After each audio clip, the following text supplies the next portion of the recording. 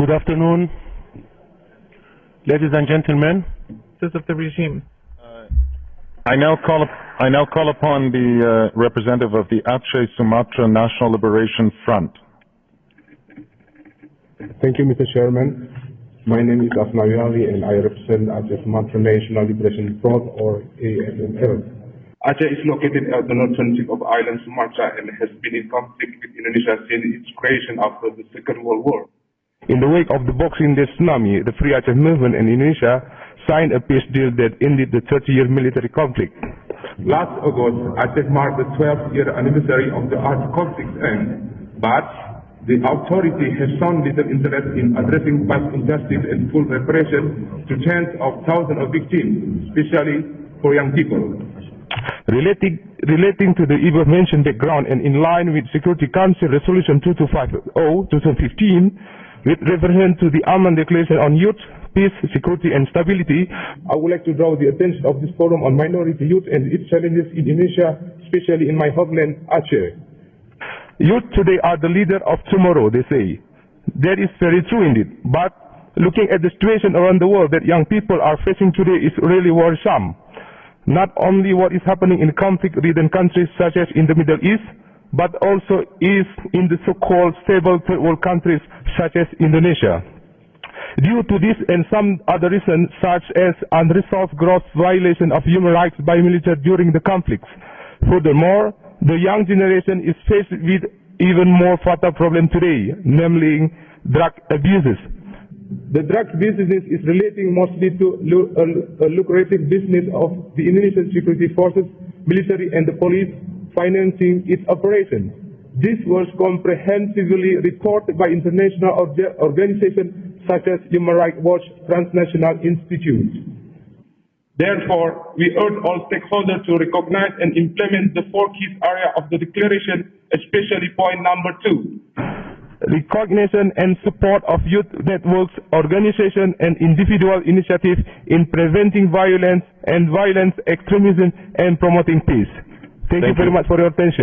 Thank you very much. I now call upon a representative of the NGO Cuba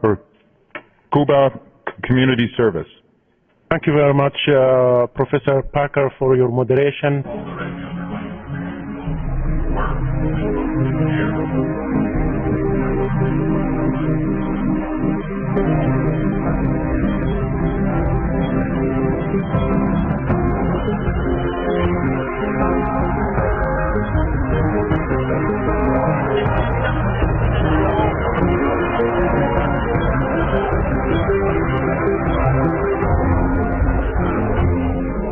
Sudah lebih 1 dekade Aceh dinyatakan damai, namun masih ada kekacauan di sana-sini. Menurut Anda, mengapa demikian? Sebenarnya perdamaian di Aceh itu sudah kami prediksikan dari dulu bahwa perdamaian itu tidak menjawab rasa keadilan.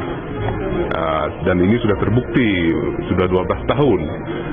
Kenapa terjadi demikian? Karena memang tidak ada sebuah bargaining lagi di mana antara dua pihak, apakah itu dari pihak GAM dan RI Indonesia, seakan permasalahan itu sudah bisa dilupakan. Ini adalah efek daripada perdamaian yang tidak berkeadilan. Di mana maksudnya begini, perdamaian tidak keadilan terutama kepada pihak-pihak korban, terutama keluarga, tidak aspirasi mereka tidak ditampung ataupun tidak dilaksanakan perjanjian tersebut. Jadi saya tidak heran sama sekali ini. Ini sudah saya prediksikan lama. Kalau ditanyakan mengapa, ya karena itu tadi, perdamaian yang sangat rapuh, tidak ada komprehensif, tidak ada sebuah tekanan oleh pihak internasional. Dan pihak penengah seperti CMI itu adalah hanya sebuah NGO. Dan mereka sudah lepas tangan. Jadi permasalahan Aceh dan Indonesia sekarang ini seperti masalah dalam negeri. Jadi apapun yang dibuat oleh Jakarta, jadi Aceh tidak bisa berbuat apa lagi. Mengapa? Karena satu, para stakeholder tersebut mereka sudah masuk ke dalam sistem Indonesia. Itu yang pertama. Yang kedua, para stakeholder itu sangat mudah untuk dirayu, baik secara jabatan dan juga ekonomi, dan sudah terbukti bahwa mereka sanggup membunuh sesama demi Mohon maaf, saya boleh tanya siapa stakeholder? Stakeholder itu maksudnya para penguasa yang ada di Aceh saat ini. termasuk bekas-bekas perunding GAM di Helsinki dulu. Mereka sudah masuk ke dalam perangkap Indonesia. Oleh karena itu mereka tidak bisa berbuat apa-apa lagi. Dia hanya cuma himbauan saja. Keputusannya ada di Jakarta, Indonesia.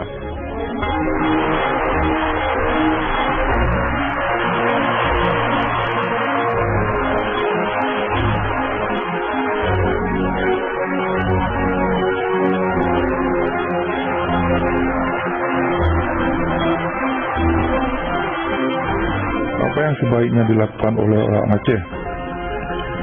Ya, saat ini orang Aceh sebagaimana kita ketahui memang mereka pasrah, merasa putus asa, kecewa. Namun walaupun demikian, kita tidak bisa boleh menyerah. Kita tidak bisa menyerah dengan demikian saja. Pasrah ataupun diam itu sama seperti kita bersekutu dengan kezaliman itu sendiri. Oleh karena itu, kita mencari sebuah solusi baru, yaitu menciptakan generasi baru seperti yang kami lakukan saat ini, terutama di luar negeri. Dengan kemudahan yang ada, kita gunakan kemudahan itu untuk demi perjuangan. Nah, itu yang di luar negeri. Kalau di dalam negeri, termasuk di Aceh, sampaikan kesadaran mereka bahwa mereka orang Aceh. Dengan teknologi ini kita sampaikan berita-berita yang ada di luar negeri, kita komunikasikan, kita kerjasama di mana yang bisa kita kerjasama, terutama untuk membangkitkan sipil kembali. Itu yang kedua.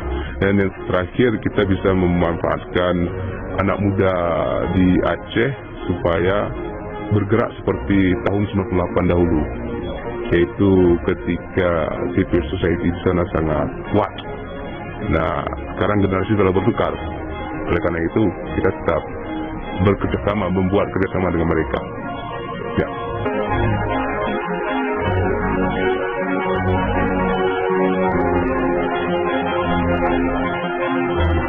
Bukankah Indonesia itu negara penduduk muslim terbesar dunia? Ya, betul. Mengapa masih konflik?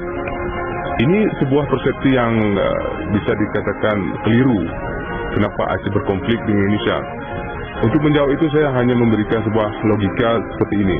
Di negeri Arab, di negeri Timur Tengah itu, mereka semuanya mayoritasnya berbahasa Arab, agama sama, budaya sama. Tetapi mereka mempunyai kedaulatan mereka sendiri, yaitu negara ataupun kedaulatan yang mereka bisa dikatakan mereka hidup makmur.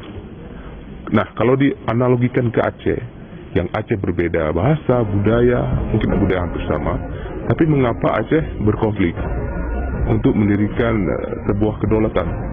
Kalau saja di Arab itu mereka bisa berdiri sendiri padahal mereka sama budaya dan bahasa, kenapa Aceh tidak? Meskipun mereka sesama muslim. Nah, oleh karena itu Aceh berhak untuk berdiri sendiri. Ini dari jawaban logika, belum lagi dalam hal perkara lain. Nah, yang saya sampaikan ini hanya sebuah logika bahwa Aceh berhak untuk berdiri sendiri, terutama melalui sejarah. Itu patokan-patokan daripada Tengku Hasantiro sampaikan kepada kami.